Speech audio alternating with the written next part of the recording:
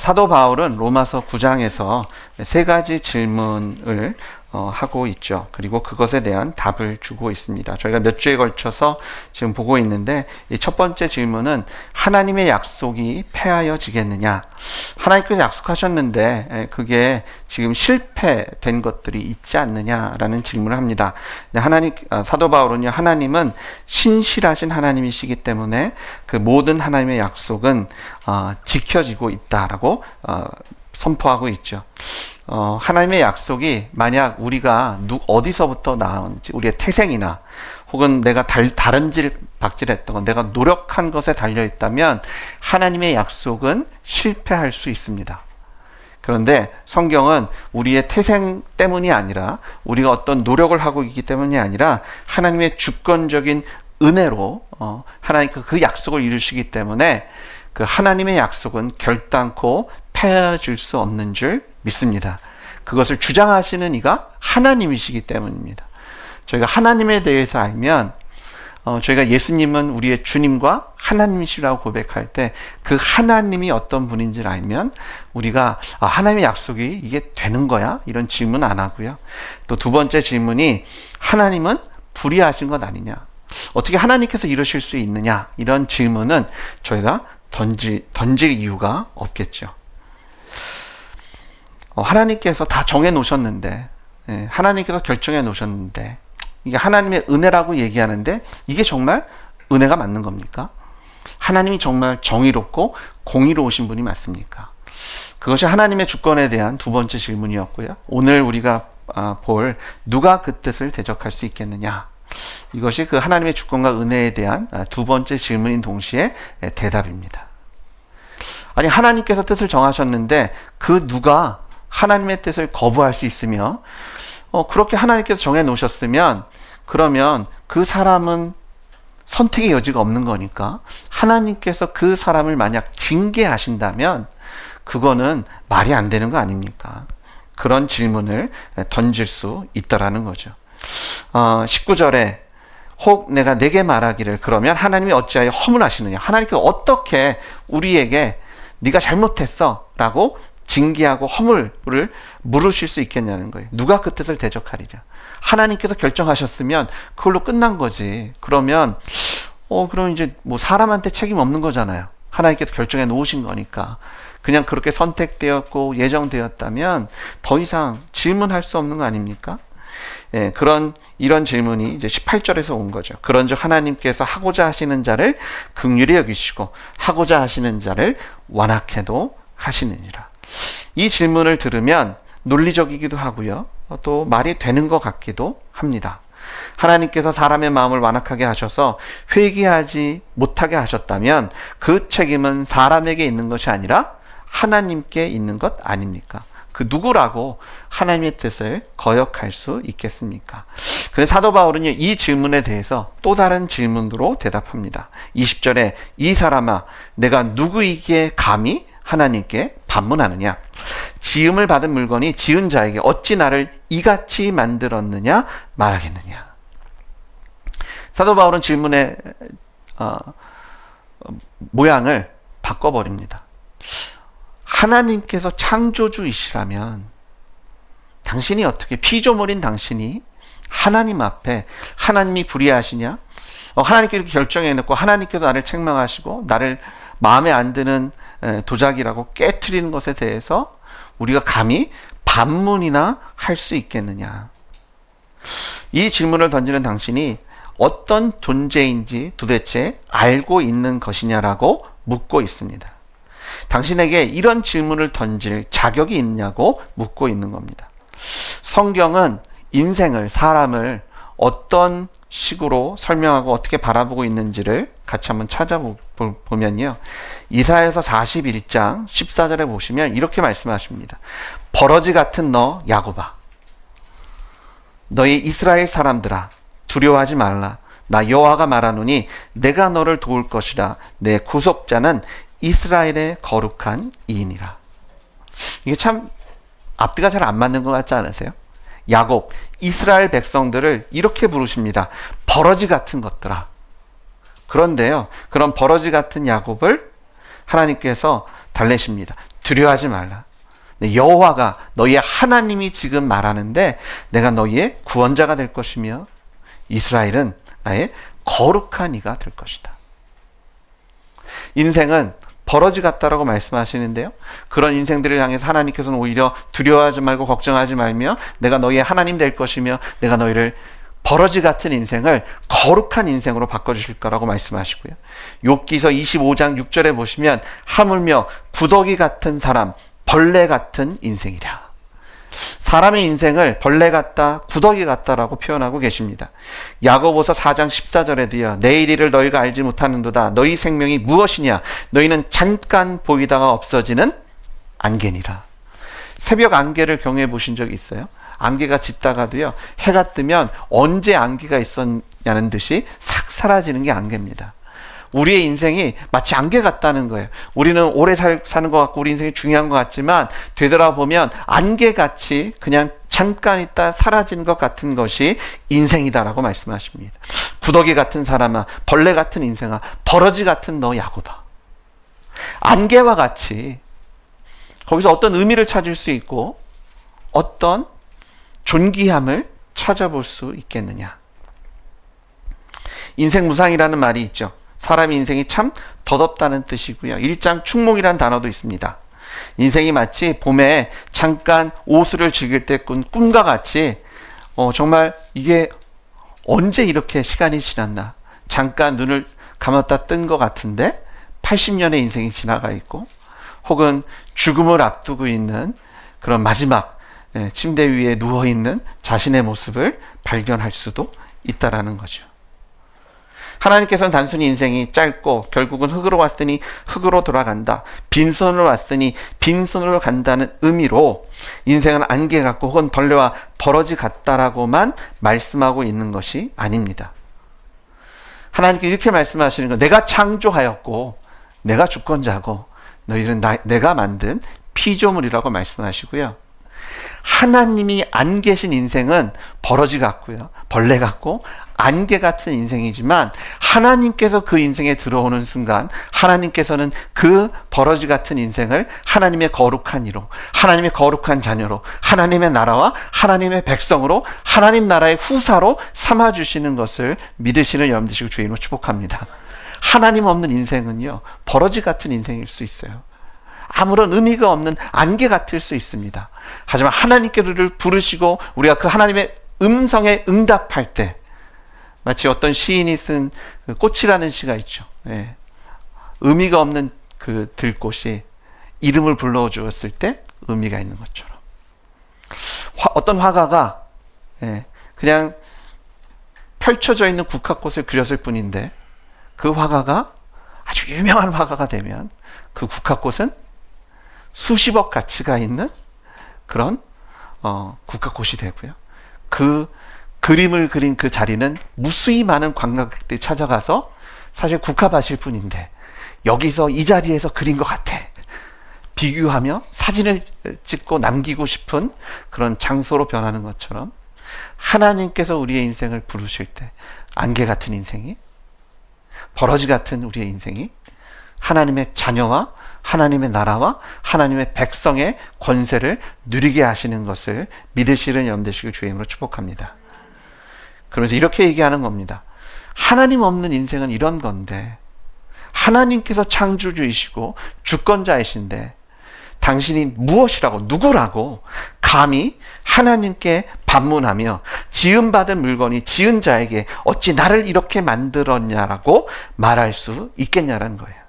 나는 누구입니까? 하나님께서 창조하신 하나님의 피조물 창조물인 줄 믿으시는 여러분 되시고 주의 이름으로 축복합니다.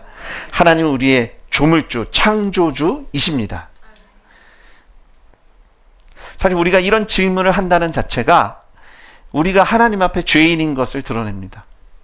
사실 이 안개 같고 버러지 같고 벌레 같고 구더기 같다는 말 들으셨을 때 기분이 좋으셨어요? 나쁘셨어요? 기분이 썩 좋지 않으셨을 겁니다.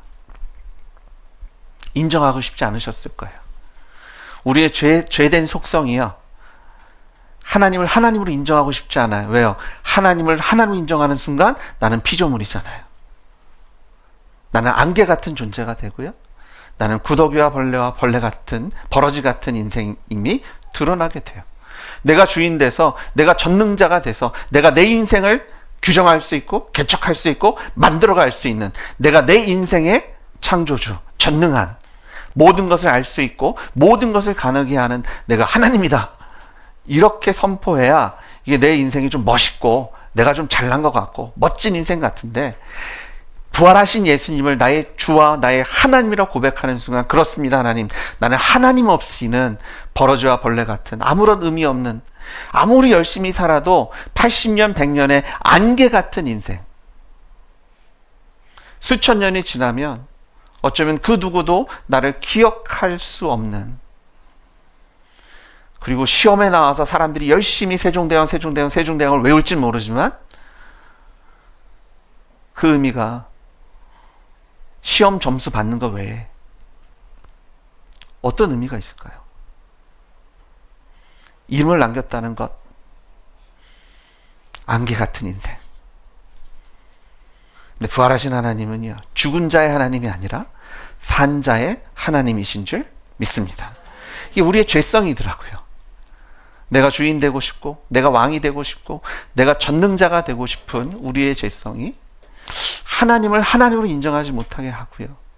또 하나님 없는 인생이 정말 안개 같은 인생인 것을 인정하고 싶지 않은 우리의 죄성을 우리 오늘도 여실히 경험하게 됩니다.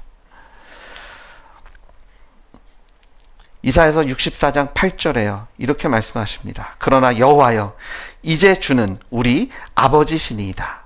우리는 진흙이요 주는 토기장이시니 우리는 다 주의 손으로 지으신 것이니이다. 하나님께서 우리를 창조하셨고 하나님께서 정하셨으며, 우리는 하나님을 책망할 수 없는, 하나님께 반문할 수 없는 하나님의 피조물인 것을 믿으십니까? 저희는 하나님께서 만드신 자들입니다. 하나님이 우리의 창조주이시고요, 주권자이시며 이 땅을 주장하시는 참된 심판주이신 것을 믿습니다. 사도 바울이 이 얘기를 합니다. 로마서 9장 21절에 토기장이가 지륵 한 덩이로 하나는 귀 있을 그릇을 하나는 천 있을 그릇을 만들 권한이 없겠느냐. 하나님께, 창조주 하나님께 그 권한이 없겠어요? 하나님께 모든 하늘과 땅의 권세는 하나님께 있는 줄 믿습니다. 이사야서 45장 9절에도 질그릇 조각 중 한 조각 같은 자가 자기를 지으신 이와 더불어 다툴진대 화 있을진저 진흙이 토기장이에게 너는 무엇을 만드느냐, 또는 내가 만든 것이 그는 손이 없다 말할 수 있겠느냐. 피조물이 하나님께 이렇다 저렇다라고 말할 수 있겠냐는 거예요. 불평할 수 있겠냐는 거예요. 그럴 수 없다라는 거죠. 하나님의 주권을 사람 중심으로 해석하면 로마서 9장에 있는 질문들이 나올 수밖에 없고 그것이 이해가 됩니다. 내가 혈통으로, 육정으로, 그리고 행위로 천국을 갈 수 있다면 우리가 이런 질문을 할 수 있죠.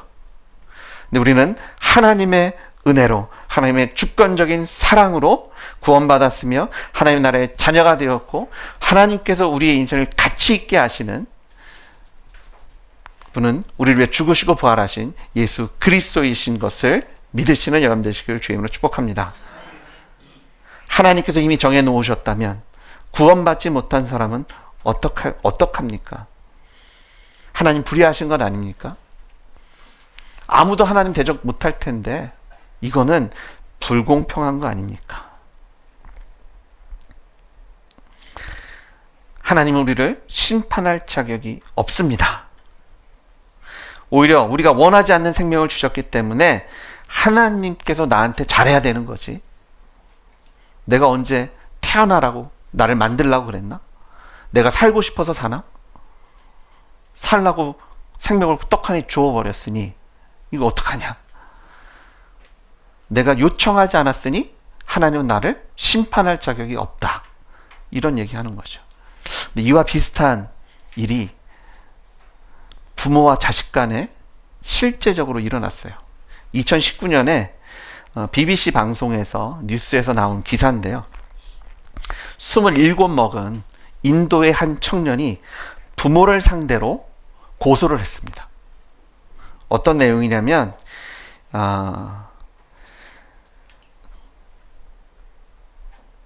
어린아이를 이 세상에 태어나게 한 것, 그것 자체가 문제라는 거예요. 왜 그러냐면 인생 자체는 고해, 고통인데 어린아이에게 물어보지 않고 이 고통의 삶을 살게 했으니 이 책임은 절대적으로 부모에게 있고, 그래서 부모가 지금 이 아이가 고통스러운 삶을 살아가는 것에 대한 전적인 책임을 져야 돼서 그거에 대한 손해배상을 청구했어요. 근데 그 부모가 다 변호사였대요. 그래서 부모들이 이것을 장난식으로 받아들이긴 했는데, 근데 이 기사를 쓴 기사가 이런 풍조가 어디서 왔냐 봤더니 요즘 이제 그 시대, 지금도 이제 뭐 그렇게 오래된 얘기는 아닌데요. 나탈리즘이라는 그런 철학 사상을 기초로 한 이야기라고 합니다. 인생은 full of misery. 그냥 고통으로 꽉 차 있기 때문에 사람들이 자녀를 낳는 것 자체가 범죄라고 얘기합니다. 그래서 이렇게 얘기해요. 사람들이 이 땅에 사는 것은 아무런 의미가 없습니다. 왜냐하면 많은 사람들이 사는데 다 고통 속에 살고, 차라리 인류가 없어지는 것이 지구에 사는 모든 동물과 식물들이 행복해지는 길입니다. 살아가는 사람들도 힘들고 그 사람들 때문에 이 지구가 고통 중에 있으니 아이 낳는 걸 멈춰야 됩니다. 인류는 존재하지 않는 것이 인류에게도 자연계에도 다 좋다라는 그런 철학적인 사조가 있습니다. 그걸 기초로 해서 엄마 아빠 내가 언제 나한테 물어봤어요? 내가 언제 살고 싶다고 했어요? 내가 나와서 살아보니 너무 힘든데 이거에 대해서 엄마 아빠가 내 인생을 책임지십시오. 그래서 손해배상을 청구했어요. 아버지 어머니 왜 날 낳으셨어요? 한국에도 이런 비슷한 일들이 있습니다. 숟갈론이죠. 흙수저로 태어났어요. 은수저입니다. 금수저입니다. 다이아몬드입니다. 뭐 스테인리스 스틸인지 뭐 여러 종류의 금속과 가치 있는 것들을 얘기하면서 나는 흙수저니까 결국은 무수저도 나올 것 같아요. 나는 수저 자체가 아예 없는, 진흙도 소유할 수 없는 이런 인생 살아서 뭐합니까? 이번 인생 망했습니다. 내가 살고 싶다고 했어요? 왜 나를 이 땅에 태어나게 해서 나를 이렇게 힘들게 하는지 내 인생 책임지세요. 엄마 아빠 내 인생 책임지세요. 하나님. 웃기시죠? 근데 우리가 이런 사회에 살고 있지 않나요?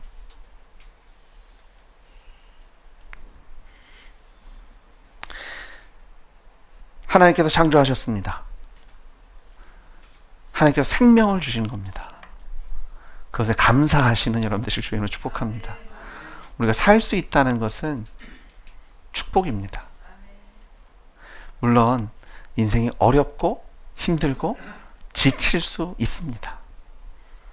근데 중요한 건 우리를 창조하신 하나님은 우리를 버리지도 떠나지도 않으시는 사랑의 하나님이십니다. 부모는 연약함이 있을 수 있습니다. 그렇잖아요. 부족함이 있을 수 있습니다.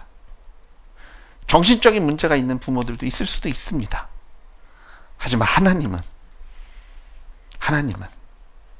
선하시고 정의로우시며 공의하신, 편애가 없으신 이 땅을 창조하셨을 뿐만 아니라 이 땅을 운영하시고 주장하시며 또한 심판하시는 만왕의 왕, 만주의 주, 우리를 사랑하시는 하나님이신 것을 믿으시는 여러분 되시길 주임으로 축복합니다.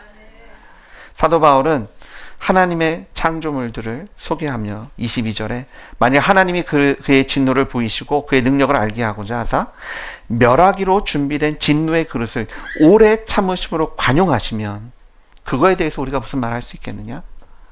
오히려 반문합니다.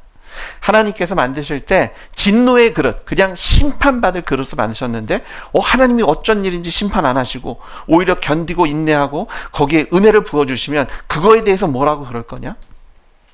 또는 영광 받기로 예비하신 바 긍휼의 그릇에 대해서 그 영광의 풍성함을 알게 하고자 하셨을지라도 무슨 말을 하리요? 하나님께서 만드신 그 목적에 그냥 합당하게 쓰시면 또 그것에 대해서 우리가 무슨 말 할 수 있겠습니까? 그래서 이렇게 얘기해요. 이 그릇은 우리니 곧 유대인 중에 뿐만 아니라 이방인 중에서도 부르신 잔이라. 이게 무슨 얘기예요? 에베소서 2장 12절에 보시면 그때 너희는 그리스도 밖에 있었고 이스라엘 나라 밖의 사람 약속의 언약들에 대하여는 외인이요 세상에서 소망이 없고 하나님도 없던 자이니 우리가 진노의 그릇이었습니다. 외인이었어요. 선택받지 못한 사람들이었어요. 그런데 예수님께서 이 땅에 오셔서 죽으시고 부활하심으로 우리를 진노의 자녀에서 하나님의 자녀로 하나님 나라의 백성으로 하나님 나라의 후사로 삼아주신 줄 믿습니다. 아니요, 처음부터 하나님은 우리를 버리신 적이 없어요. 이스라엘을 선택하신 이유가 무엇입니까? 그들을 통해서 하나님은 제사장 나라를 삼으셔서 주변 사람들이 하나님이 계신 걸 알고 그들과 함께 하나님을 예배하는 자리로 그들을 인도하기를 원하시는 것이 하나님의 본 마음이었어요. 에베소 2장 13절에 이제는 전에 멀리 있던 너희가 그리스도 예수 안에서 그리스도의 피로 가까워진 줄 믿습니다. 선택받지 못한 것처럼 보이지만 하나님 우리를 지금도 사랑하고 계세요. 은혜를 주고 계시고요. 그래서 우리가 하나님의 주권적인 관점에서 하나님께서 하신 일을 보면 저희가 불평하고 불만하고 의심하는 것이 아니라 하나님의 주권적인 은혜와 하나님의 절대적인 사랑에서 감사하시는 여러분 되시길 주임으로 부탁드립니다. 다 죽을 수밖에 없는 벌레 같은 존재였어요. 하나님께 우리를 만져주시고 하나님께 우리를 불러주시기 전에는 안개 같은 존재였어요. 의미 없는 인생일 수 있어요. 그런데 하나님께서 우리 인생에 들어오시고 우리가 하나님을 우리의 인생으로 영접하고 하나님과 동행하는 그 순간부터 하나님은 우리의 인생을 변화시켜 주시고 하나님의 자녀로 삼아 주시는 줄 믿습니다. 아까 얘기했던 그런 철학을 갖고 있는 사람들은 자녀들을 이렇게 얘기합니다. 자녀들은 부모의 장난감이야. 부모들이 장난감처럼 여기려고 자녀들을 낳는다라고 이야기합니다. 우리는 하나님의 장난감이 아닙니다. 만약 장난감이라면 우리한테 자유를 주셨겠어요? 하나님과 교제할 수 있는 이런 지혜를 주셨겠습니까? 사실은 하나님께 이런 반문을 할 수 있다는 자체가 하나님의 은혜입니다. 아예 그것조차 못하는 프로그램된 그런 인생이었으면 우리가 이렇게 자유롭게 모여서 하나님을 예배하고 경배하며 하나님께 감사할 수 있었겠습니까? 하나님 우리를 사랑하시는 하나님. 요한복음 3장 16절에도 하나님이 세상을 이처럼 사랑하사 독생자를 주셨으니 이는 그를 믿는 자마다 멸망치 않고 영생을 얻게 하려 하심인 줄 믿습니다. 베드로후서 3장 9절에도요. 주의 약속은 어떤 이들이 더디다고 생각하는 것 같이 더딘 것이 아니라 오직 주께서는 너희를 대하여 오래 참으사 아무도 멸망하지 아니하고 다 회개하기에 이르기를 원하시느니라. 하나님께서는요. 우리가 다 회개하고 예수님께서 우리가 허락하신 영생과 하나님의 나라의 복을 누리기를 원하시는 줄 믿습니다. 아무도 멸망하기 원하지 않으세요. 그래서 하나님께서 참으시는 중에 하나님의 사람들을 하나님의 교회를 세우고 계신 겁니다. 우리를 부활의 증인으로 파송하고 선교사님들을 오지로 보내시는 이유가 이것 때문이에요. 하나님 지금도 기다리고 계세요. 참고 계시고 인내하고 계십니다. 아무도 멸망하지 아니하고 다 회개하기를 원하세요.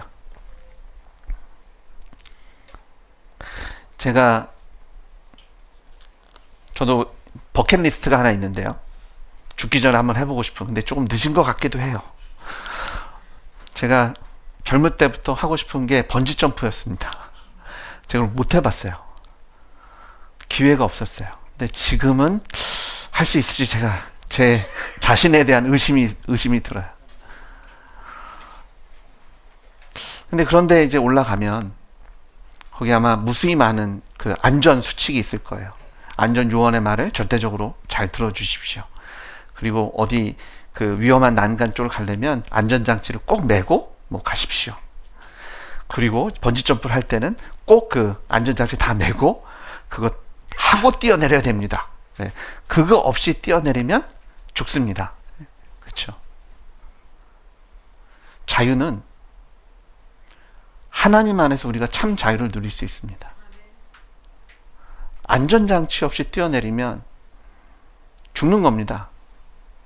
근데 우리가 이렇게 생각해요. 참 자유는 그것조차도 다 벗어던지고 뛰어내리는 거다. 사는 거다. 하나님의 창조 질서 안에 살아야 사람은 가장 행복하고 사람답게 살 수 있습니다. 하나님께서 무수히 많은 경고 문구들을 붙여놓으셨습니다. 하나님이 창조하신 세계 안에서 하나님께서 말씀하신 그 하나님의 질서와 하나님의 명령대로 살아갈 것, 무수히 많은 안전 요원들을 보내주셨습니다. 하나님의 일꾼들을 세우시고 목회자를 세우시고 선교사를 세우시고 하나님의 선지자들을 보내셔서 계속해서 말씀해 주셨어요. 그런데 안 들어요. 그런데 그냥 뛰어내려요. 모르겠어요. 뛰어내리는 그 순간, 그 잠깐 나는 참 자유합니다를 생각할 겨를이 있을까요? 아니요. 저는 뛰어내리는 그 순간 후회했을 것 같아요. 큰일 났다. 땅은 점점 가까이 오고 그 2, 3초 사이에 나 죽었구나. 창조주 하나님이 계십니다. 우린 창조주 하나님 안에서 참 자유함을 누릴 수 있어요. 안전할 수 있거든요.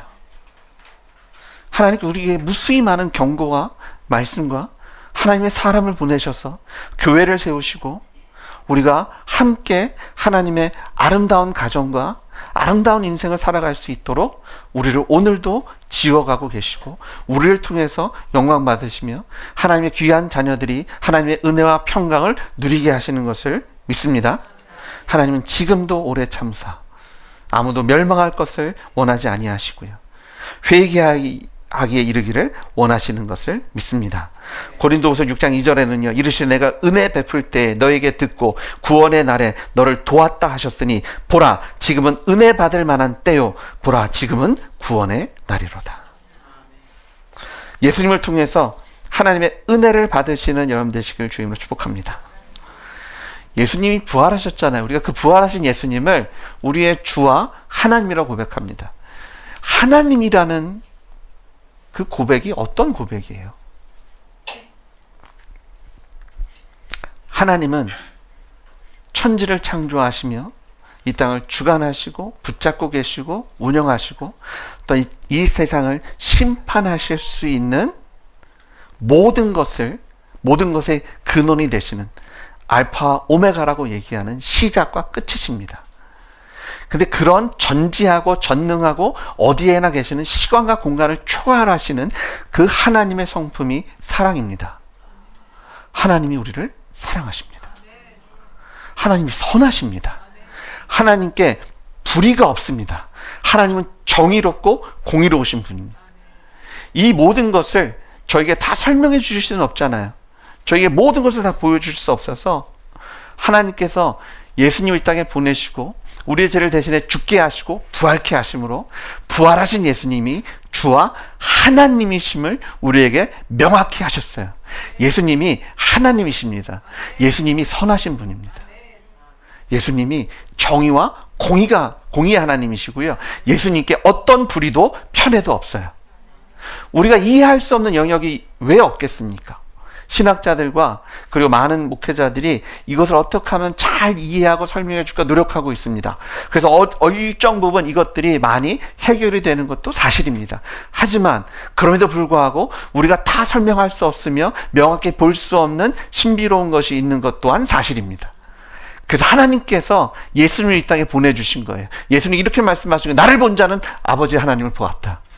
그리고 십자가에 죽어주심으로 하나님이 우리를 마음과 목숨과 뜻을 다해서 사랑해 주심을 우리에게 선포해 주셨습니다. 보여주셨습니다. 확증해 주셨습니다. 그리고 부활하셔서 그 죽으신 이가 그냥 일개 어떤 4대 성인 중에 한 명 뛰어난 인물 정도가 아니라 하나님이신 것을 보여주셨고 하나님께 그 어떤 불의도 하나님께 그 어떤 편애함도 없는 선하시고 믿을만하고 신뢰할 만한 정의와 공의의 하나님이신 것을 보여주셨어요. 하나님이 그냥 말로만 내가 용서한다 하실 수 있잖아요. 근데 하나님께서 정하신 죄의 삭은 사망이기 때문에 예수님이 대신 그 값을 치러주심으로 하나님께 그 어떤 부정도 불의도 없음을 우리에게 확인해 주셨고 확증해 주셨잖아요. 그러니까 우리가 하나님을 믿고 신뢰할 수 있는 겁니다. 의심하지 않으셔도 됩니다. 하나님께서 불의하신 것 아니냐? 이거 하나님 책임 아니냐? 하나님은 선하십니다. 하나님께 그 어떤 불의도 하나님 이 땅을 창조하셨을 뿐만 아니라 이 땅을 주관하신 그 하나님이 버러지와 벌레 같은, 왜 그래요? 죄 때문이잖아요. 하나님께서요 창조하시고 가장 기뻤던 창조물이 무엇일까요? 아담과 하와였을 겁니다. 근데 이사야 선지자를 통해서는 버러지 같은 야곱아 이렇게 부르시는 거예요. 죄 때문이잖아요. 하나님을 거역하고 배반하고 하나님 뒤통수를 쳤잖아요. 창조주 하나님인 걸 뻔히 아는데 내가 하나님 되겠다고 한 거 아닙니까? 그런 배반자를 하나님이 그래도 끝까지 사랑하시겠다고 그 죄값을 대신 치러주신 거 아닙니까? 그리고 부활하셔서 우리 하나님의 자녀와 하나님 나라의 권세를 누리게 하신 것을 믿습니다. 이게 하나님의 사랑이에요. 이게 하나님이십니다.